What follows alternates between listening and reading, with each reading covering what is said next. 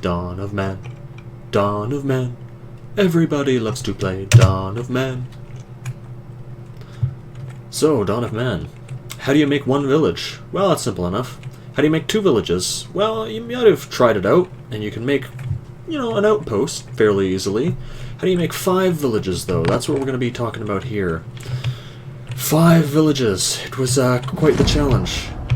As you can see, we've got our main town right here. This is where we started.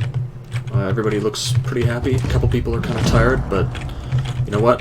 That's just because they're not working hard enough. We got another village in the forest over here, where we've planted all of our chestnut. Oh, those are cherry trees. And another one here. Whoa, hold on. There we go. Okay, I was just lagging out there for a bit. Another village here. Got a nice little Roman fort design going on. We're currently in the process of constructing our 5th one, but we decided to count it anyway because 5 is a much bigger number than 4.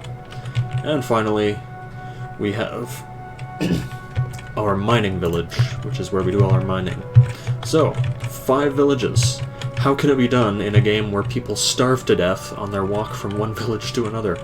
Well, that's where managing the granaries and the storage boxes come in. Because you see, with these, you can manage what types of resources you put in there. So I just made it so that people will now put nuts and wheat stuffs in this one. But that would mean they're going to be walking from all the way over here over to this granary. And I don't want that. I want this one to just be meat, because I do all my hunting by this lake. So, do all the hunting, they come back, they cook it in the couple of fires I got here. This is why I do not have any fires in any of the other villages, because some of the villagers would walk all the way from the other side of this lake, all the way over to here to cook it, and then all the way back to store it, and they'd have starved to death by then. So what you do, you just have, this is the only granary that's going to store all the meat. That's it.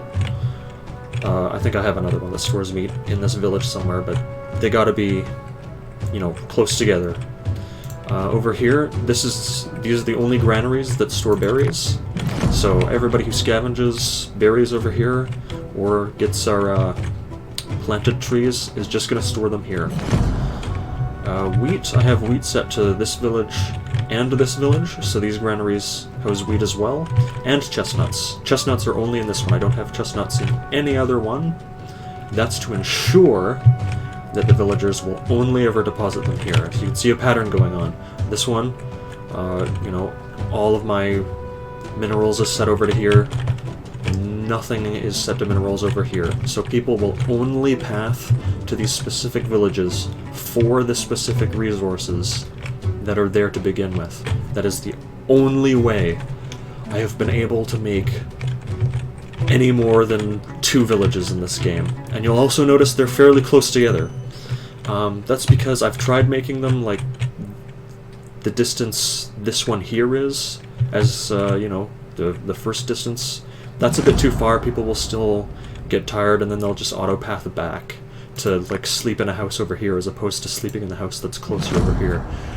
I really think this game could have benefited from, you know, the same way you can toggle resources for granaries. I think it would have been nice to be able to click on a villager and toggle what jobs they do. I think it really could have benefited from that. That way, I think making multiple villages would have been a lot easier than it is now. But as it was really fun challenge to try to kind of work around the game's limitations and try to work out the algorithm to make it so that, you know, you could effectively have 5 villages. Now, the other thing you might notice is, where's the stone walls? Well, raiding gets harder and harder, quote-unquote harder and harder as the game progresses. And I think right now we're in the Copper Age, if I'm correct? Yeah, the Copper Age. The moment you hit the Bronze Age, where you get stone walls, raids get pretty beastly, and you're going to start losing people. Not that many. Your main base is going to be totally fine, especially if you have as many watchtowers as I got here. But your other villages, like if a Bronze Age raid hits this little village out here, it's gone. And what's worse than that is, Since I have so many villages and so many people are spread out, that means even for my well-defended villages, like this one here, instead of having all 208 people there to defend it right away, the raiders are going to get here while there's maybe like 20 people here, so it's going to be like 50 versus 20, so it becomes consecutively harder to defend these villages the more of them you make. So that's why I got all the villages I wanted to build done before going into the Bronze Age.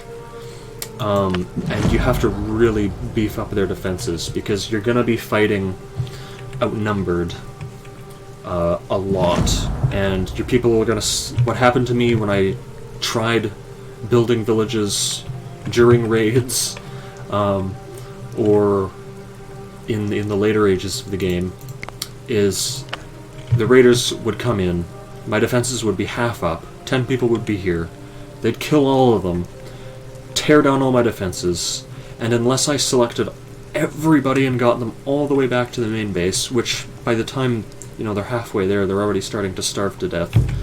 Oh, there's a lot of starvation in this game, if you don't play it right.